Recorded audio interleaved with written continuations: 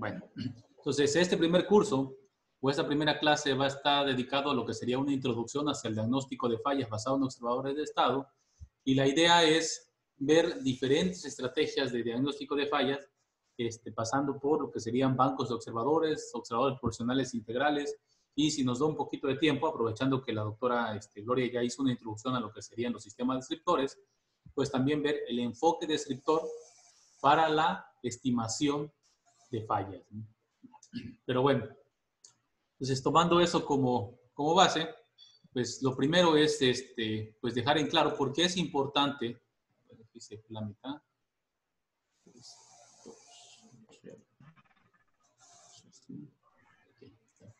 bueno, ¿por qué es importante, verdad, el diseñar estrategias o sistemas de detección de fallos?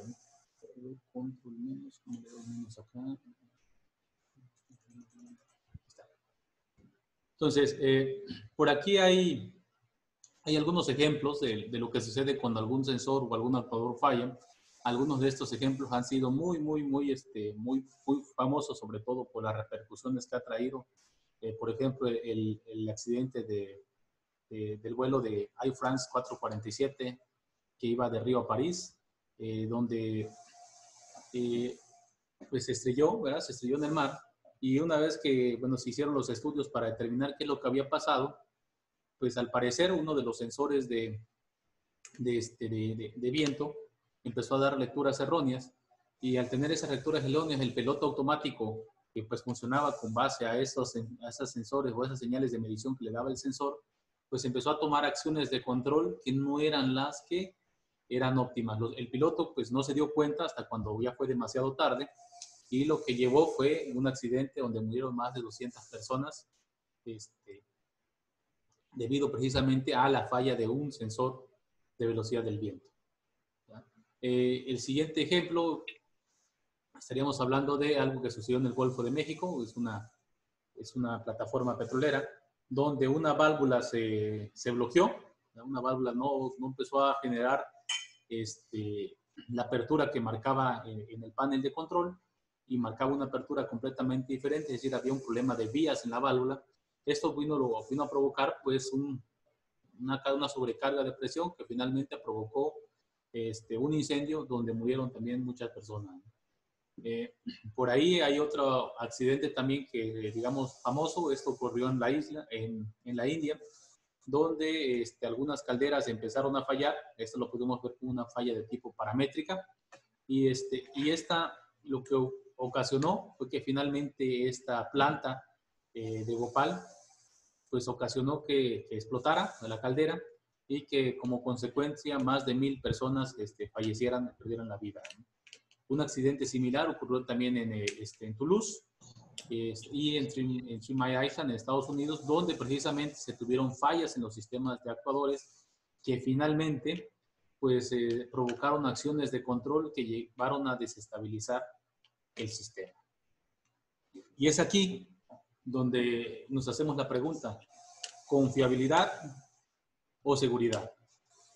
No, confiabilidad pues se refiere a que siempre tengamos consistencia en los resultados. Es decir, si nosotros estamos, no sé, en un proceso como el que empaca las cervezas, ¿no? Si el proceso que empaca la cerveza siempre pone la misma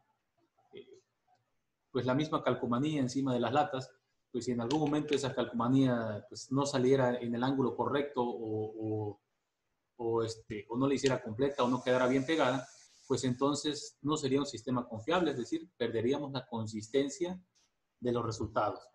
Es decir, se requiere que un sistema sea confiable, es decir, que siempre nos dé o siempre tenga un desempeño dentro de límites adecuados. Pero también se requiere que un sistema sea seguro. Es decir, podemos tener sistemas que son muy confiables, pero que cuenten con bajas sistemas de estabilidad, como pasó con este problema de Río de París. Es un sistema muy confiable, ¿verdad? Pero en el momento que ocurrió una falla, esa confiabilidad pues se perdió. Entonces la seguridad pues es un área multidisciplinaria que se encarga de minimizar los riesgos en los procesos. De forma muy sencilla, Pues eso es lo que tendríamos como confiabilidad. ¿Alguna pregunta hasta ahí?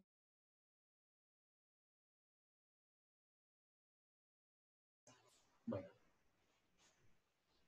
Pero bien, vamos a entrar entonces a la definición de falla, ¿no? Supongamos nosotros que la región que está en color gris, ¿verdad? Es el comportamiento, representa, ahí están encerradas las diferentes trayectorias, las diferentes dinámicas de un sistema sano, ¿no? Un sistema que no tiene ningún problema de falla, es decir, todos sus elementos, sus actuadores, sus sensores, el sistema mismo funciona de forma nominal, funciona dentro de márgenes de desempeño adecuado, y si caracterizáramos esa región de desempeño, lo que tendríamos es pues esta zona gris. El conjunto, vamos a llamarle B0, el conjunto del sistema sano. Pero ¿qué pasa cuando el sistema presenta una falla?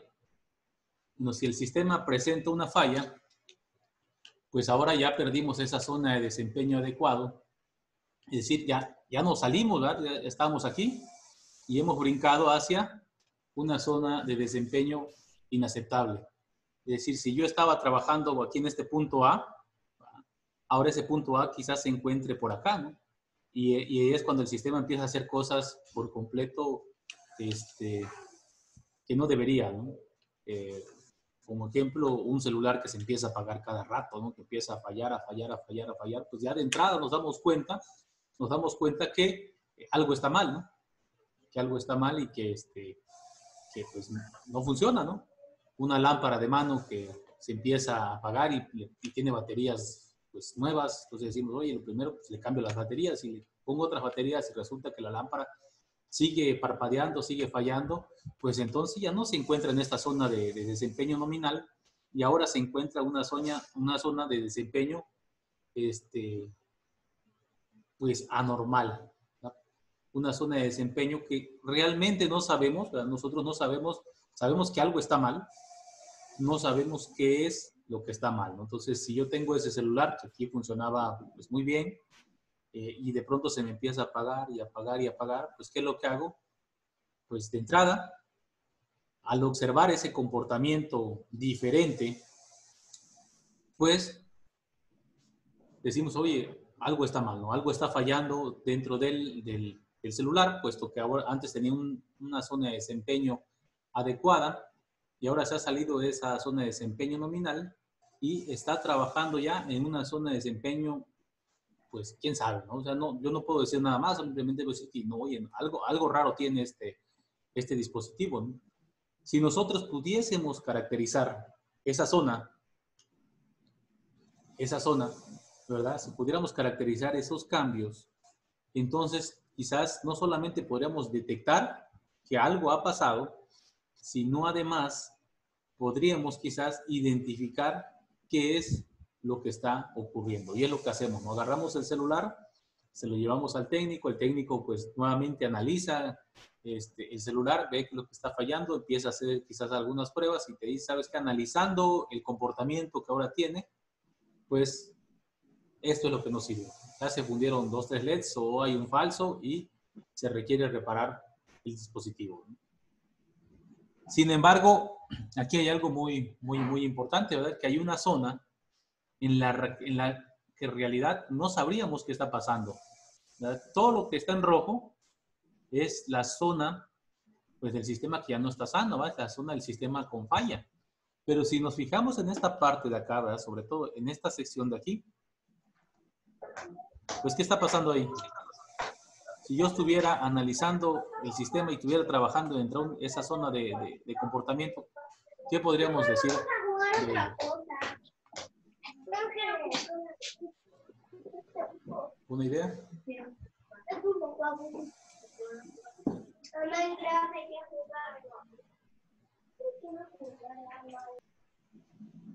Estamos en riesgo.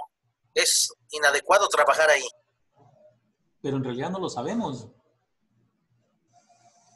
En realidad no lo sabemos porque si ustedes se fijan, esa zona, o sea, estamos hablando de esta zona, ¿verdad? O sea, el sistema puede estar trabajando por aquí, por acá, ¿verdad? Puede estarse moviendo hacia acá, ya sea los puntos de operación, ya sea el proceso que estamos llevando, ¿verdad? Si fuera un vehículo aéreo, por ejemplo, podría estarse moviendo entre toda esta zona de... No diríamos que está mal, ¿verdad? O sea, si está en esta zona, pues en realidad esa zona es la zona de desempeño aceptable, ¿no? Toda esta parte de acá es una zona de desempeño aceptable. Pero cuando empieza a fallar, lo que sucede es que todo el sistema se traslapa, ¿no? Todo el sistema ahora ya se mueve y todo esto empieza a formarse una zona nueva, ¿no? Hacia acá.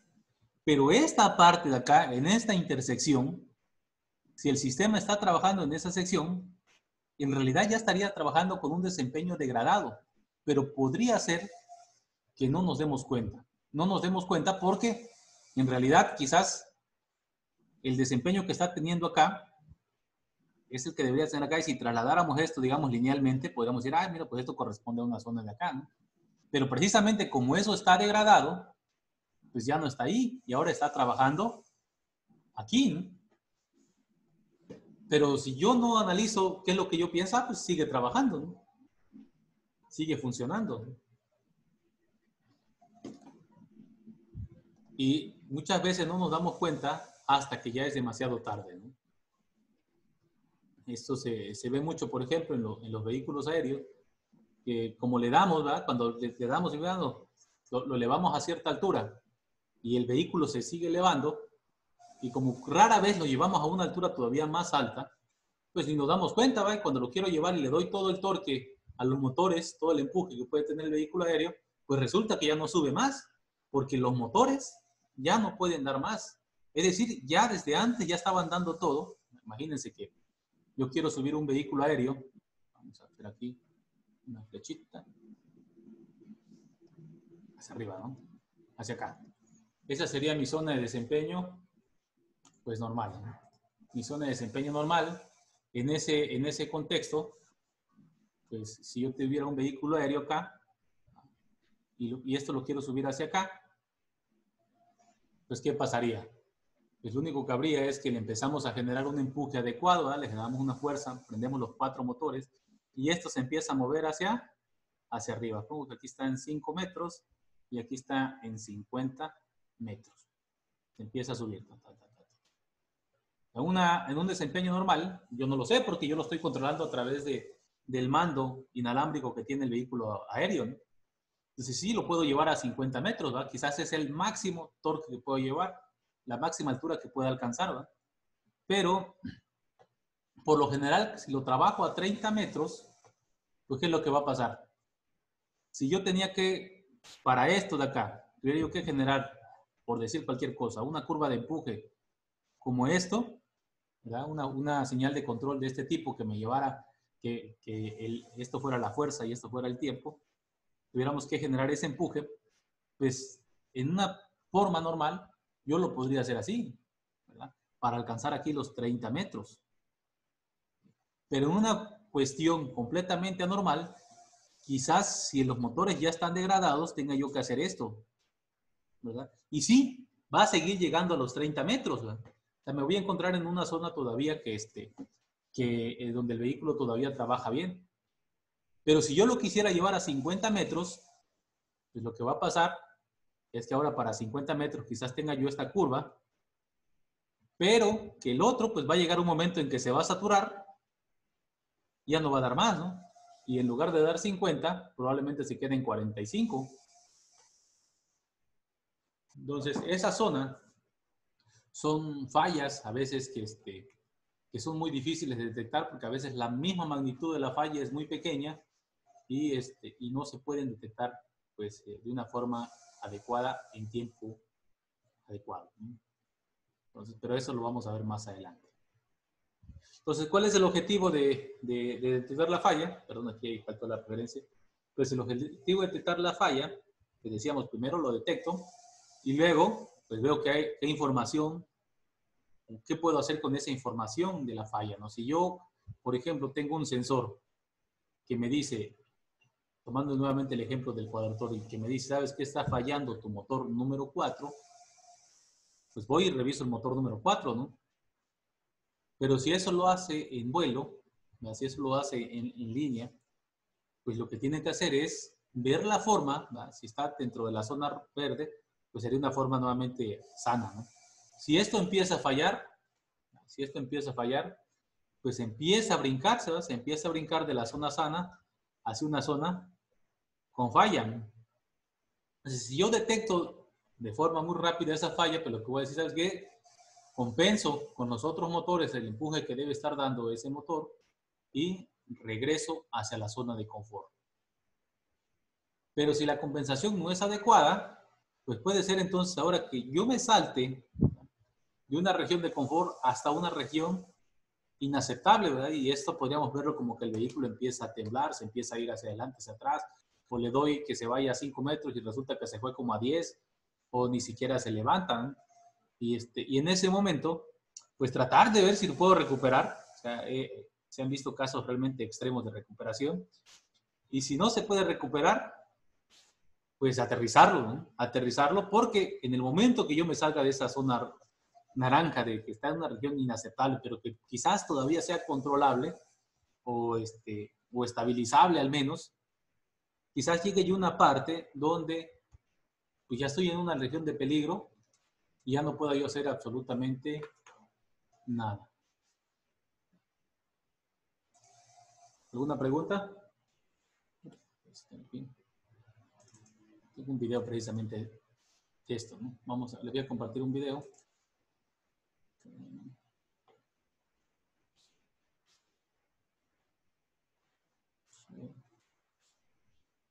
Este es un video de precisamente lo que sería un excelentísimo sistema de control tolerante a fallas.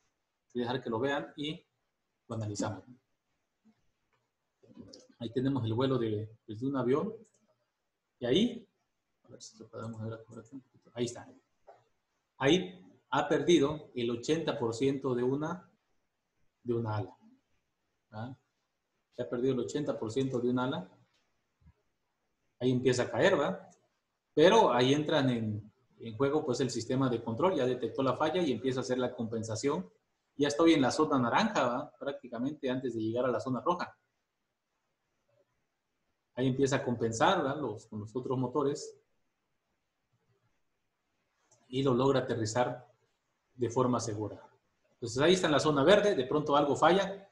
Bueno, inclusive quizás antes de que esto pasara, estaba en la zona verde y empezó a sentir vibraciones pues anómalas que se referían precisamente a que estaba pasando de la zona verde a la zona de falla, a la zona amarilla. Y como ahí no se podía hacer nada, pues es algo que no puedes regular, ¿verdad? O sea, eso va a pasar. O sea, si eso ya está, si ya se está desprendiendo, si hay una rotura en el ala, pues aunque lo aterrices, de todos modos, quizás eso termine cayéndose, ¿no? Y es lo que pasa acá, quizás detecta que está en la zona amarilla y en un momento esa zona amarilla se pasa a la zona naranja, a la parte de falla inaceptable, y entra, pues ahora sí que toda la belleza del control tolerante a fallas y lo hace aterrizar de forma segura. Y ese es precisamente lo que se refiere en la parte o el objetivo de diseñar un sistema de control tolerante a fallas.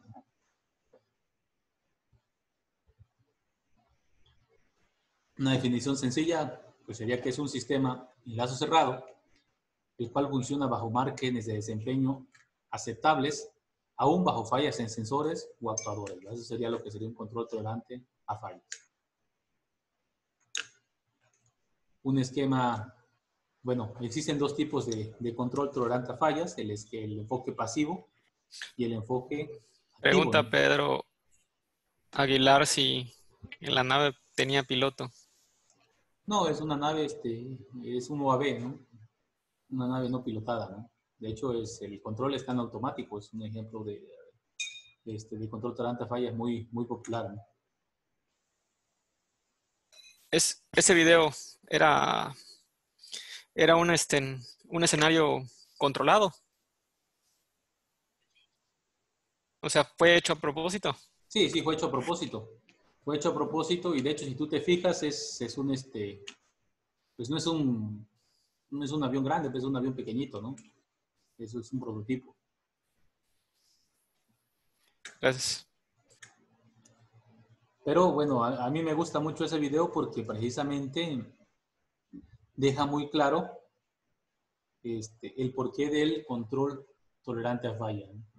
¿Dónde está la belleza del sistema de control tolerante a fallas? Bueno, existen, creo que el pasivo no lo puse aquí, así que lo voy a poner por acá antes de llegar allá. Existe un enfoque de control tolerante a fallas que sería, lo voy a poner aquí, pasivo y activo, ¿no? Aquí en la figura tenemos el enfoque activo de control tolerante a fallas, donde, bueno, si suponemos que tenemos una planta cualesquiera, ¿verdad? Conocemos sus entradas de control, conocemos las salidas medidas. Con base a esa información, yo podría diseñar un bloque de identificación de la falla, es decir, un sistema que no solamente detecte la falla, sino que además me indique quién es el que está fallando y que además indique la magnitud de esa falla. Si yo conozco qué es lo que está fallando y además conozco la magnitud de la falla, yo podría quizás reconfigurar el controlador, ¿verdad? Compensar de una forma adecuada para darle, pues, vamos a regresar al enfoque del cuadrotor, ¿verdad? Que tiene 4 motores.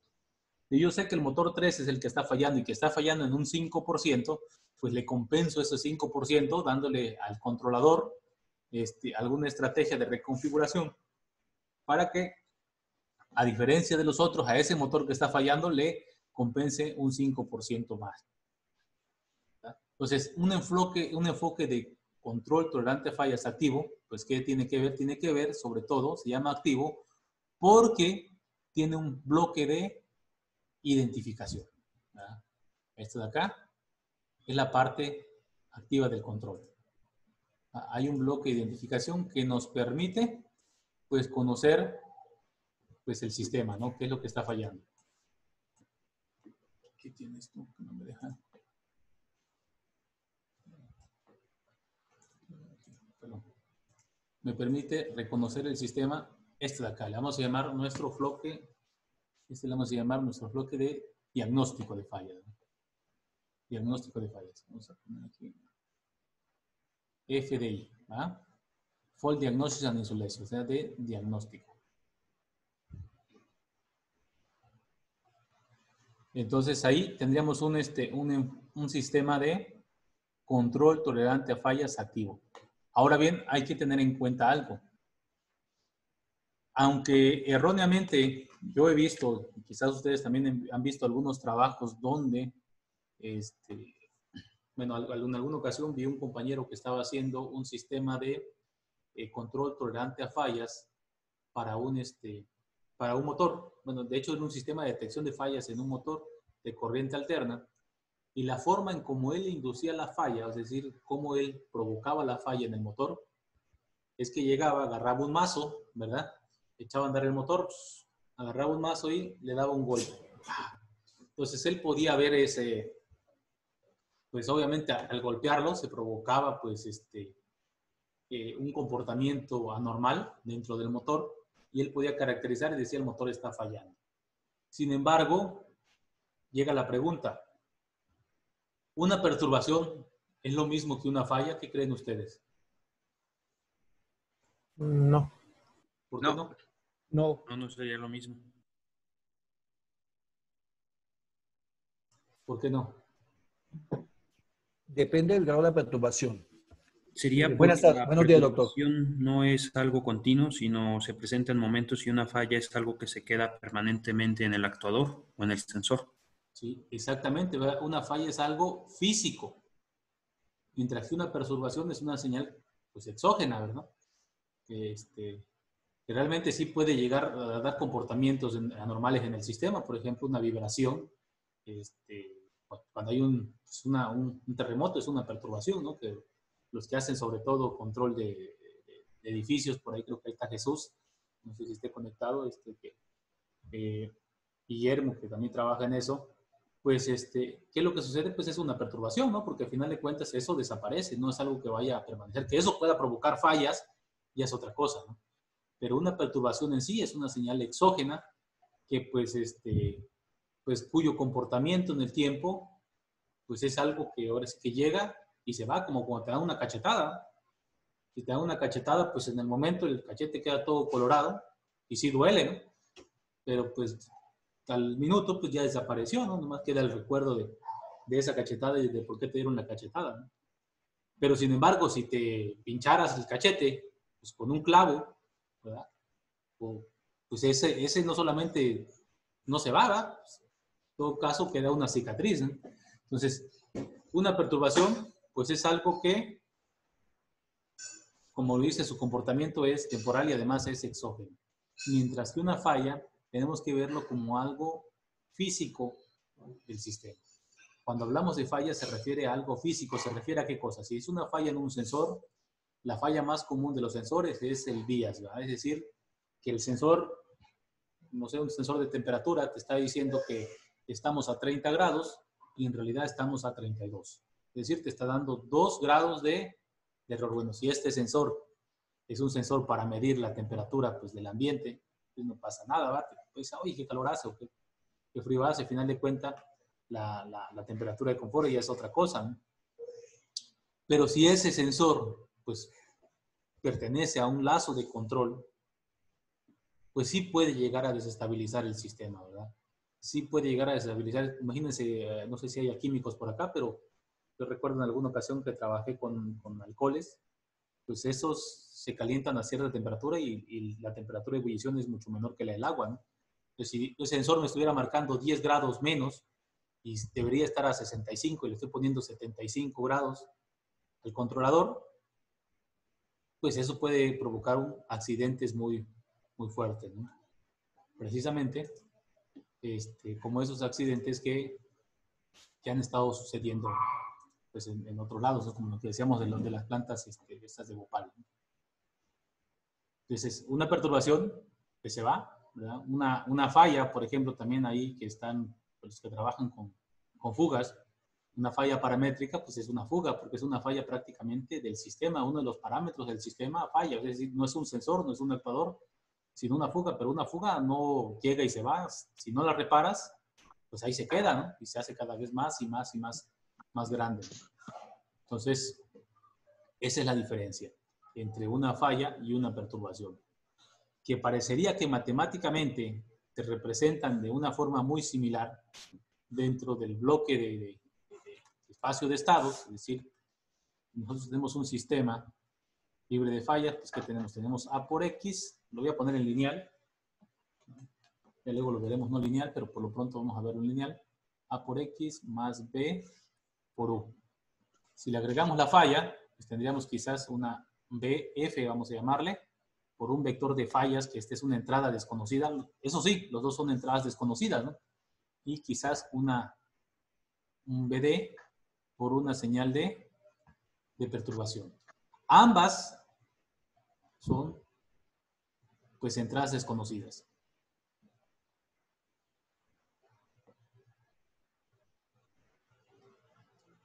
La diferencia es que a esta solamente, pues, aparece y se va, ¿no?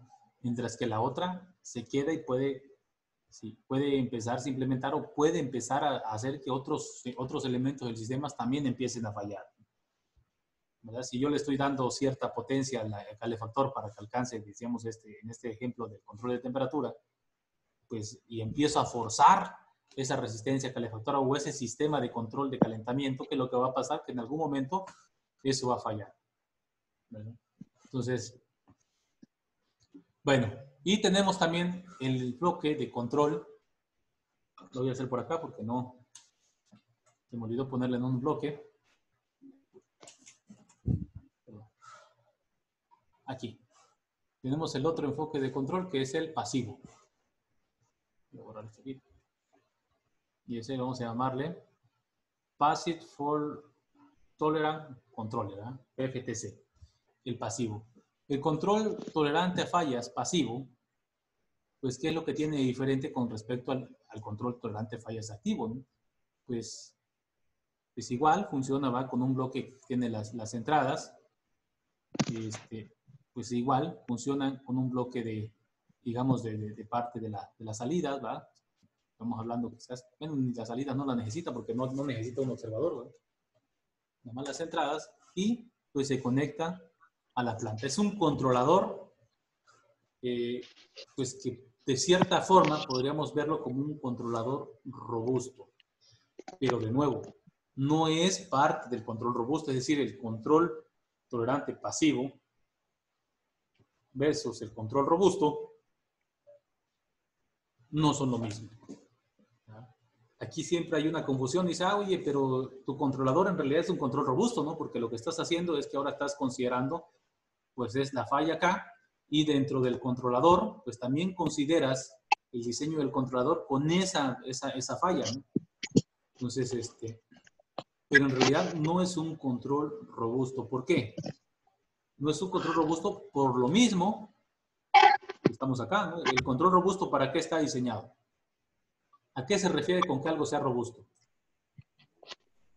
Que las condiciones de la planta son estables, aún así exista un cierto grado de perturbaciones en el desempeño. Sí, ¿verdad? Prácticamente robusto significa, desde el punto de vista de control, atenuar esas perturbaciones o ese ruido que puede estar generando los sensores. Es decir, diseñar un control que sea lo menos sensible posible, ¿verdad? Que sea insensible, tanto como sea posible, al peor caso de, por ejemplo, ruido de medición o de perturbaciones que pueda haber. Es decir, atenuar o eliminar, ¿verdad? Como eliminar es prácticamente, pues es muy difícil. ¿Qué es lo que hacemos? Utilizamos por lo general, no sé, un enfoque robusto, H2, H infinito, y lo que hacemos es atenuar, ¿verdad? Diseñamos para el peor caso de ruido. Pero nuevamente, una perturbación es una entrada exógena, ¿verdad? Mientras que una falla, pues es algo propio del sistema, es algo físico. Y en ese caso, un control robusto no es lo mismo que un control tolerante a fallas pasivo, ¿verdad? ¿Por qué? Porque aquí, cuando diseñamos el control, lo diseñamos para las posibles fallas físicas del sistema. Es decir, también lo tratamos de diseñar para que atenúe, pero no, pues para que elimine, ¿no? Por aquí hay una pregunta, dice, ¿una falla puede ser predecible mediante manto? ¿Manto qué? ¿Qué cosa es manto? Mantenimiento. Mantenimiento predictivo mediante el análisis de vibraciones. Sí, ¿no? De hecho, mucha gente que trabaja sobre todo con maquinaria, lo he visto sobre todo en esos trabajos de rodamientos. No sé si hay alguien aquí que trabaje con rodamientos, pero ahí he visto muchos enfoques de control tolerante, perdón, de diagnóstico de fallas basados en análisis de vibraciones, ¿no? Nosotros mismos acabamos de enviar un trabajo sobre diagnóstico de fallas analizando las vibraciones de un cuadrotor. Cuando uno de los motores falla, pues resulta que se empiezan a generar vibraciones anómalas, y si nosotros identificamos esas vibraciones anómalas, pues podemos identificar cuál de los motores está fallando, ¿no? Sin embargo, estos trabajos basados en vibraciones, por lo general los he visto con enfoques más referentes hacia lo que sería el enfoque de data driven, ¿no? O sea, de datos, un enfoque basado en datos mediante, no sé, redes neuronales artificiales, machine learning, o hay muchos trabajos que pues, se enfocan en la transformada de Wavelet. En realidad, basado en observadores, la parte de perturbaciones no es tan eficiente, creo yo, por la cuestión de que pues, el enfoque basado en observadores, pues lo que requiere es precisamente un modelo matemático del sistema, ¿no?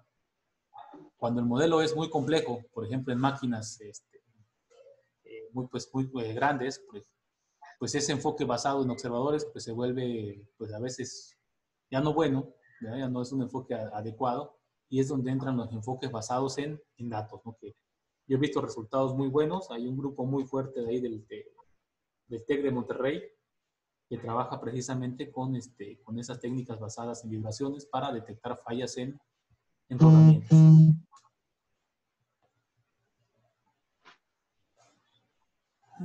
Bueno, ese curso, pues nos vamos a enfocar en este bloque, ¿verdad? Este va a ser nuestro enfoque.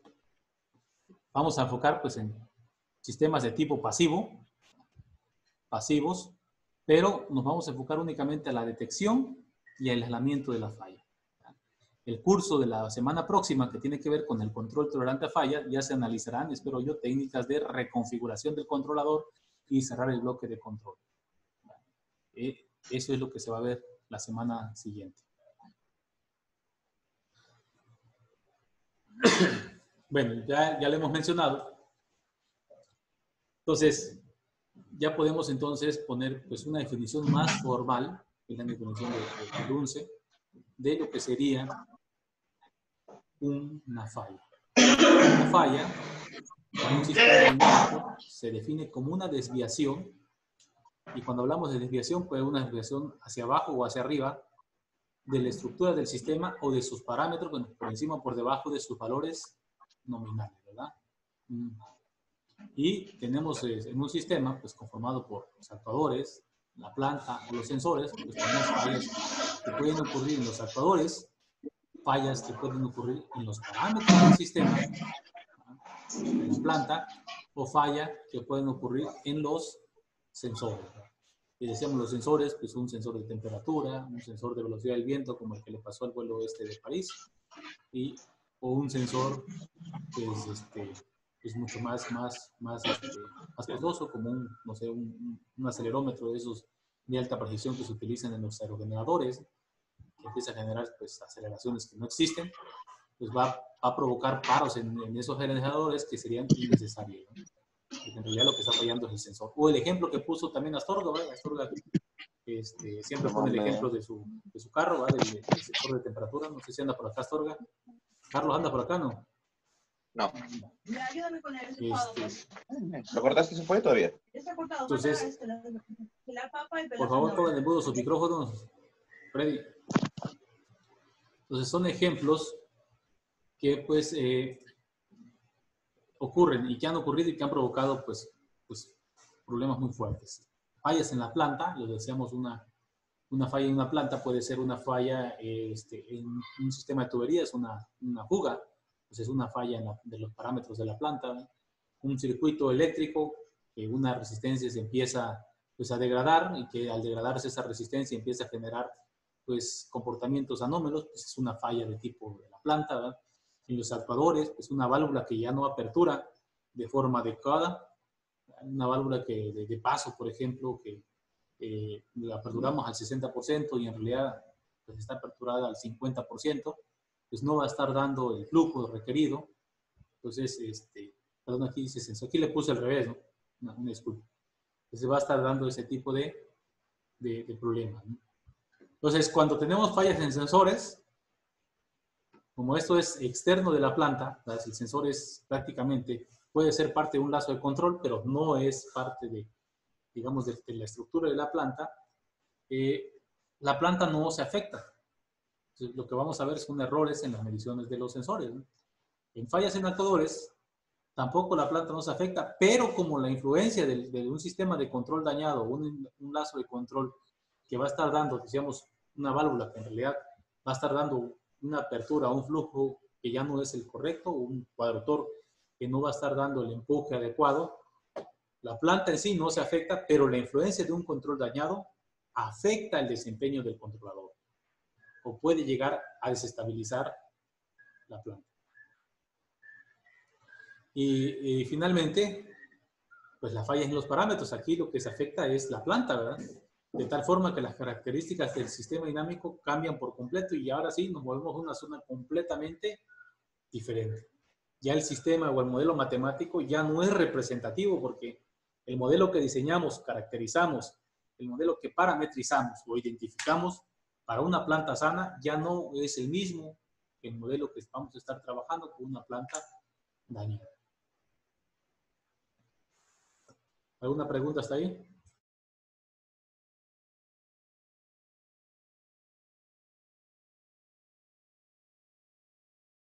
Perdón, aquí me seguía cargando este error, nomás para que lo recuerden ustedes. Aquí es actuadores, aquí es sensores, como es la misma figura, nada más que me voy a cargando esa falla, ¿no?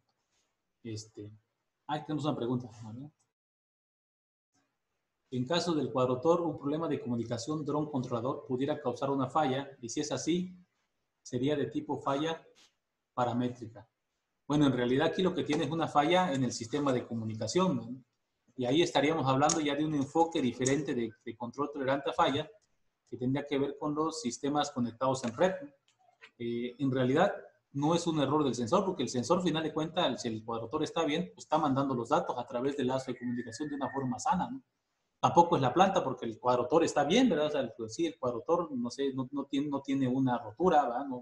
No tiene una fractura, tiene todos sus cuadrotores, ¿no? A menos que se le haya caído un motor, pues entonces sería una falla en la planta.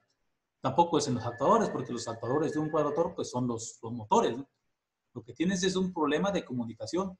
Y es ahí donde estos enfoques ya más sofisticados de diagnóstico de fallas, como son los sistemas conectados en red o Network Control System, pues ahí es donde precisamente se empiezan a considerar estos enfoques que tienen que ver cuando hay fallas en el sistema de comunicación, ¿verdad? Ahora, lo que sí puedes tú generar es un controlador, ¿verdad? Entonces tendrías que diseñar como un lazo de control que cuando el sistema detecte que hay una falla en el bloque de comunicación, ¿verdad? ¿Se acuerdan? Bueno, yo tiene rato que no lo hago, pero si recuerdan cuando trabajamos con este protocolo RC232, me parece que es el que usábamos antes para programar PICs, ahora los chavos ya ni se lo aprenden porque todo lo hacen con el Arduino. Pues siempre poníamos un bit que era para comprobar precisamente que los datos llegaban bien, ¿no? Había un bit hace mucho tiempo, ¿alguien se tiene en la mente? Tenemos una pregunta del Juan Avilés de la Universidad Michoacana de San Nicolás. Sí, ¿verdad? Entonces, a lo que me refería es precisamente eso, que tendrías que generar pero un sistema de detección de fallas, pero sí a un bit de paridad, ¿verdad? Que si eso fallaba, pues ese bit de paridad permitía determinar que el dato que había llegado, o el bit de datos que había llegado cada que checaba ese bit de paridad, había llegado de una forma sana.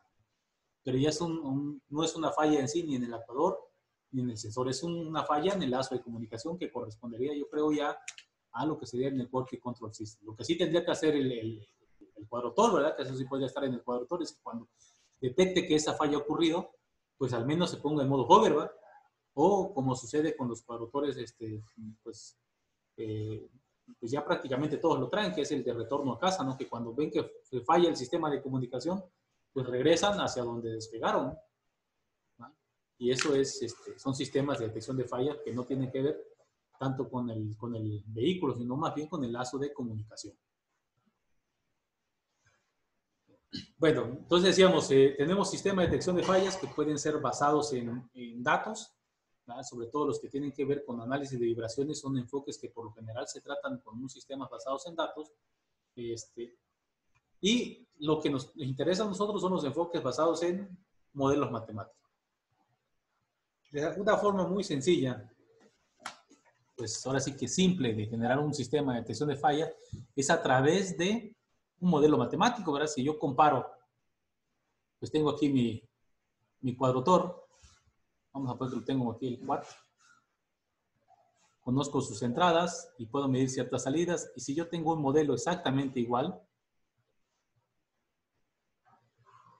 y estas salidas, se las resto a estas salidas, más o menos, pues en teoría, ¿verdad? Esta salida, ¿qué es lo que va a provocar? Si este 0, pues va a estar por acá, ¿verdad? No va a ser necesariamente 0 porque hay vibraciones, hay pues algunos parámetros que no se pueden modelar, no linealidades, etcétera, etcétera, pero va a estar ahí. Entonces, si yo caracterizo esa región, así caracterizo esa región a través de decir, no sabes qué, no va a ser nunca 0, pero quizás pueda yo generar pues un pequeño umbral, ¿verdad? Que si sabes que si no atraviesa ese umbral, pues quiere decir que el sistema está funcionando de forma correcta.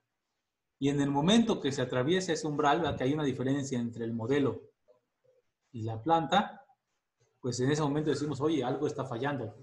Entonces, digamos, a la generación de esta señal entre la salida real y la salida del modelo matemático, la conocemos como residuo, ¿verdad? Así, si yo tengo un residuo, es decir, si yo tengo un modelo y tengo mi sistema conectados de forma paralela, pues lo que se esperaría, si el modelo está bien, pues que vaya siguiendo el sistema, ¿verdad? Pero el modelo, pues si algo falla, el modelo ni se va a enterar, porque va a estar recibiendo exactamente la misma señal de control, ¿verdad? La señal de control que le entra al sistema es la señal de control que le está entrando al modelo. Excepto que esta señal de control va a entrar en un actuador que quizás ya está dañado. Y si eso está pasando, pues el modelo va a estar sano y la salida del modelo y la salida del sistema, pues ya no va a ser la misma, ¿no?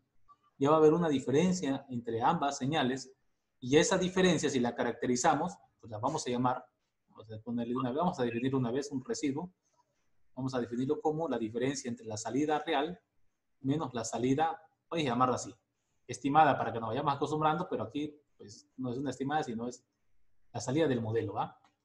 En este caso, un modelo que es representativo de la planta.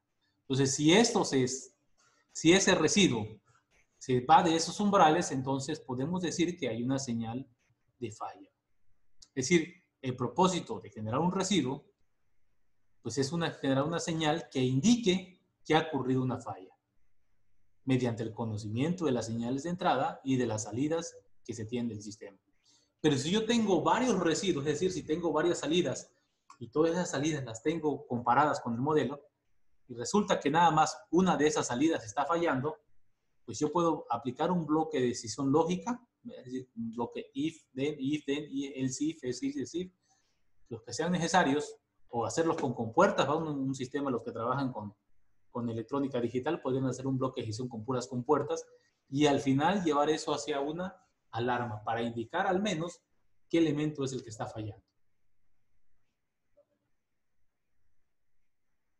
Recuerden que ese error lo estoy acarreando desde ahí arriba, entonces les pido nuevamente disculpa.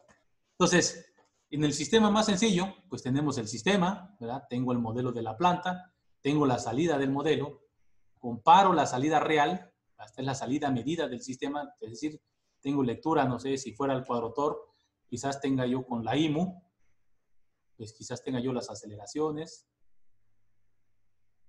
y quizás tenga yo los ángulos, ¿va? Los ángulos en X, Y, Z, y si yo puedo medir y comparar uno por uno con respecto a las del modelo, pues podría yo generar un residuo. Y en el momento que ese residuo, ¿va? Estamos aquí sin falla, en el momento que ocurre una falla, pues ese residuo va a cambiar hacia una zona con falla y va a pasar un umbral predefinido, vamos a llamarle este umbral, y en el momento que ese residuo es mayor que el umbral, bueno, puede ser que sea mayor, ¿va? También puede ser que sea menor, que en realidad ese umbral sea negativo, ¿va? Y que el residuo esté por acá abajo, ¿no? Y en el momento que ese residuo viene acá es menor, que es decir, es diferente, mayor o menor que el umbral, pues de ese momento podemos decir que hay una falla, ¿verdad? Es decir, si la salida de la planta es igual, acuérdense que lo puse así entre estos apóstrofes igual, porque en realidad pues, nunca va a ser igual, ¿verdad? La planta, el modelo matemático de la planta, pues tiene un montón de consideraciones, ¿no? Un montón de consideraciones para simplificar el modelo. Es decir, por ejemplo, los vehículos aéreos, pues suponemos que las alas son rígidas, suponemos que el vehículo es simétrico, suponemos que el centro de masa está, pues ahora sí que en el mero centro, que no hay nada, que pues suponemos que no hay vibraciones, ¿verdad? Para poder, cuando en realidad, y suponemos que los motores todos tienen el mismo empuje y que se compensa de forma casi perfecta el efecto de Joule, ¿no? Entonces, nunca va a ser igual, pero pues por eso decimos va a estar dentro de unos parámetros o umbrales aceptables, ¿no? En el momento que se pasa ese umbral determinado, entonces el sistema pues se encuentra en un estado de falla. Una forma, digamos, de trabajar con esto es normando los residuos. Es decir, si yo le pongo, en lugar del residuo, le pongo la norma, por ejemplo, 2 del residuo, ¿va? Pues el residuo va a ser siempre positivo, ¿no? Y entonces, de esa forma voy a tener siempre residuos positivos. De hecho, yo siempre he preferido trabajar así, con residuos normados. He visto trabajos cuando analizan todos los residuos, y en un sistema, por ejemplo, de 10, de 11 residuos, de 11 estados, pues tendríamos pues 11 residuos, ¿verdad? O más, ¿no? Tenemos muchísimos residuos. Bueno, si hacemos un banco de observadores, ya ni se diga, tenemos una cantidad de residuos altísima, ¿no? Y sí he visto trabajos donde prácticamente no los norman y pues comparan todos los residuos y se vuelve unas gráficas completamente muy difíciles de analizar, ¿no? Si nosotros normamos los residuos, lo que vamos a hacer es que vamos a tener, uno, menos residuos, y dos, siempre van a ser positivos. Solo umbrales positivos, y eso va a facilitar mucho el enfoque. Claro que si yo requiero información de todos los residuos, pues entonces pues lo tengo que hacer así. Pero si lo que requiero es nomás detectar y analizar dónde está la falla, pues quizás convenga normar los residuos.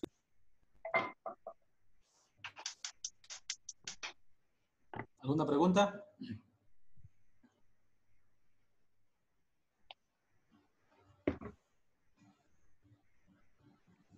Any questions? Doctor, ¿cómo está? Buenos días. Estos residuos como tal, pues yo también los he visto en estructura ya como una función de transferencia. ¿Pueden generarse residuos constantes y residuos así dinámicos? No, creo que no te entendí la pregunta. Sí, qué pena. Lo que pasa es que a veces se habla de los residuos de tipo adaptivo y a veces he visto residuos ya como de manera constante. De pronto no me queda claro. Pues es que eso va a depender de la falla, ¿no? Ya tenemos diferentes tipos de fallas. Bueno, hemos dicho acá, voy a crear una hoja, a ver. No quiero que me vaya ahí. Bueno, no sé qué hice, pero bueno, aquí, lo voy a hacer acá. Tenemos diferentes tipos de fallas. En realidad, pues ahorita hemos solamente hablado de forma general una falla, pero en realidad existen tres tipos de falla. Digamos, de forma muy general, pues tenemos fallas abruptas. ¿Cuáles son las fallas abruptas? Pues aquellas que aparecen en el tiempo de una forma abrupta, ¿no? Por ejemplo, una señal de tipo escalón podría representar una falla de tipo abrupta, ¿no? Es decir, una falla que pues, el elemento está fallando y de pronto falla, ¿no? Sí. Y ya se queda, ¿verdad? Esto, no sé, podríamos verlo, por ejemplo, si tomando el ejemplo de las tuberías, ¿no? Una fuga en una tubería podría ser abrupto o podría ser, pues, digamos, de variación lenta, ¿no? De aparición lenta. Es decir, abrupto, por ejemplo, que alguien llegara y que de pronto chocara contra una tubería y que en el momento esa tubería se rompiera y empieza la falla, ¿no? Como hemos visto que sucede sobre todo en las ciudades donde a veces se chocan, en las películas, ¿verdad? Que chocan contra estos lugares donde se toma agua para los bomberos. Estas tomas de agua para bomberos chocan y de pronto, pues ahí está, empieza a generarse una pérdida completa de agua en un instante a otro, ¿no? Esa es una falla de tipo abrupta. Entonces, el comportamiento que va a tener si tú estás analizando los residuos, quizás sea de este tipo, ¿verdad? Va a ser así, de pronto no hay falla y de pronto no hay umbral y de pronto hay una falla, ¿no? Tenemos falla incipientes, ¿verdad? Las fallas incipientes son aquellas que empiezan a aparecer lentamente, empiezan así, los podríamos caracterizar como una señal rampa. Y aquí el problema de estas fallas es qué tan pequeñita la puedes detectar. Es decir, si yo tengo un umbral fijo como este y quiero detectar una falla de tipo incipiente y empieza igual acá, ¿cuánto tiempo le va a tomar al sistema de detección de fallas? Pues para detectar que ya llegó a ese umbral de fallas. Si pues una solución lo hago más pequeño pero recordemos que, como lo dije, el residuo nunca va a ser cero y nunca va a ser cero pues porque el modelo matemático de entrada ya es una representación abstracta, simplificada del sistema real, y lo otro es porque pues, en el sistema real hay ruido de medición, hay perturbaciones, hay cosas que nunca se modelaron, ¿no? Y entonces, por eso nunca va a ser cero. Entonces, ¿qué tan pequeño lo puedo hacer o cuál es la falla más pequeña que puedo lograr detectar? Pues eso va a depender de la estrategia de control que yo pueda diseñar, ¿no? Pero esta falla es un poquito más difícil de detectar. Y podríamos tener también fallas de tipo periódicas, ¿verdad? Por ejemplo, una falla que aparece así como de forma ondulatoria, ¿verdad? Como tipo senoidal.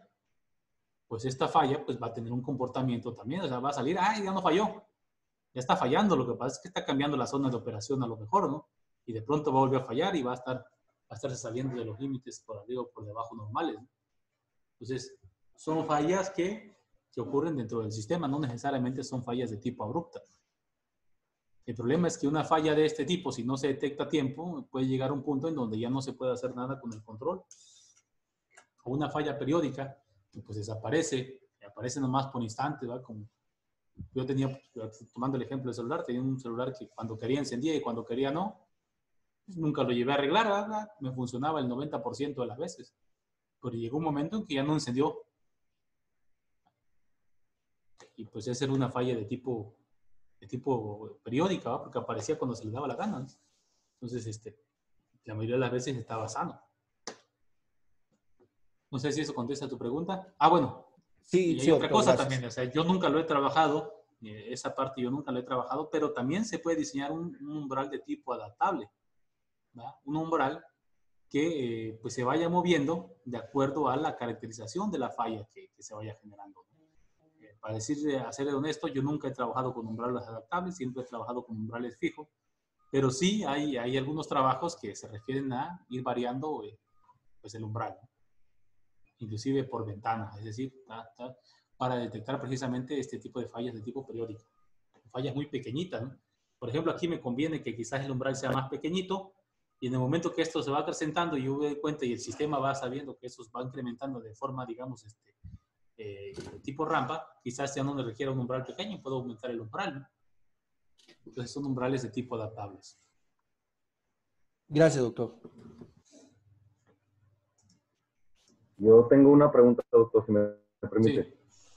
Habla usted de que pues, las señales residuales es comparar la salida del observador con la salida de la planta, ¿no? Y si llega a haber alguna diferencia, entonces, superando algún umbral, como ya mencionó, quiere decir que hay una falla. Mi pregunta es, suponga usted un observador que identifica entradas desconocidas. O sea, el observador está basado en la salida del sistema, está basado en el modelo también. El observador identifica entradas desconocidas.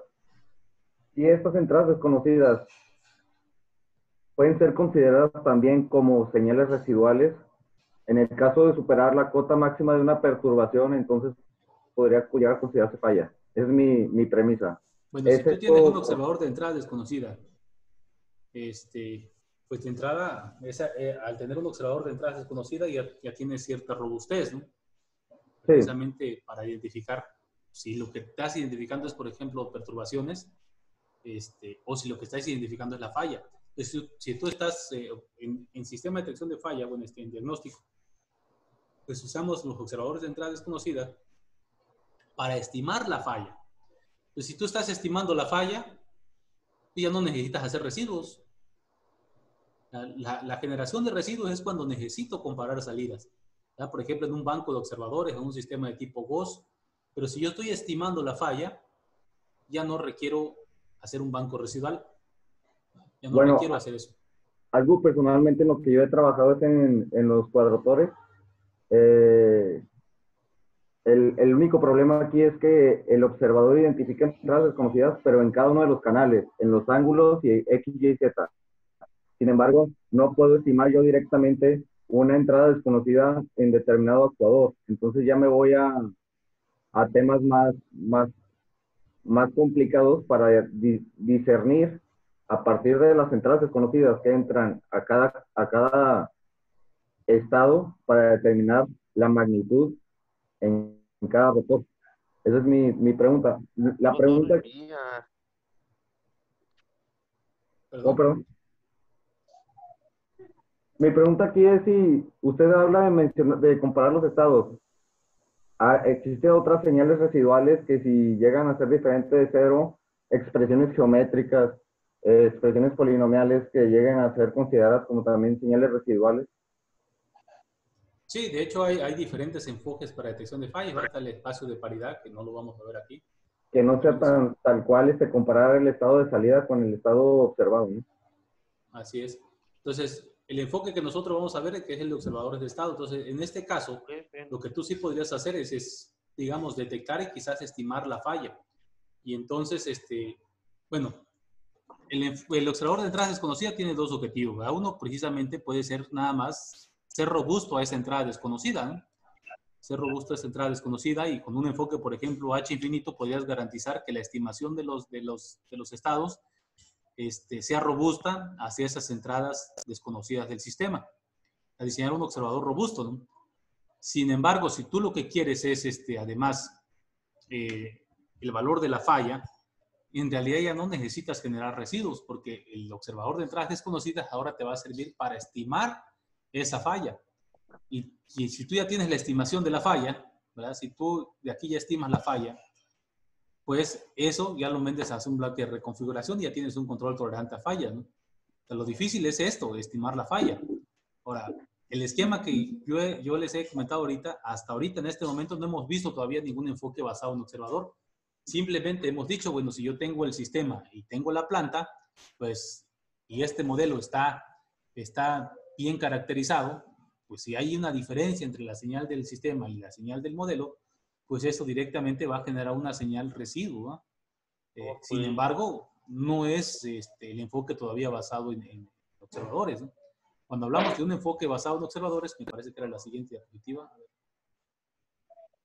A ver, podríamos ver un PV Tool de todos modos, pero me voy a adelantar tantito. Si hablamos a un enfoque basado en observadores, pues entonces tendríamos que diseñar un sistema que sea robusto, ¿verdad? Para que no vaya a confundir una falla con una perturbación. Podríamos utilizar un enfoque basado en observadores generalizados, un banco de observadores dedicados, un observador de entrada desconocida, ¿verdad? Que simplemente pues, sea robusto a esa entrada desconocida, un enfoque de tipo descriptor, como el que vieron la semana pasada con la doctora Gloria, utilizar un filtro de calma. Por ejemplo, a nosotros nos ha dado resultados muy buenos para estimación de fallas paramétricas, ¿no? Un observador no lineal, ¿va? Como los que se vio con Carlos Astorga, o observadores convexos tipo LPB, cuasi LPB o Takagi Sugeno, ¿no? Que van a tomar la dinámica no lineal de la planta.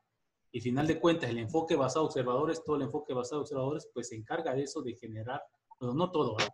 De generar residuos.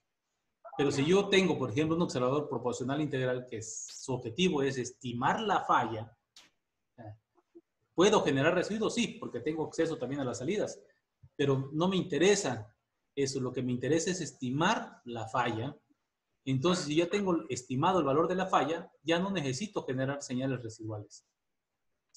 Porque ya lo que tendría que hacer con eso es mandarlo hacia un bloque de detección, ¿no? Perdón, de control tolerante a fallas.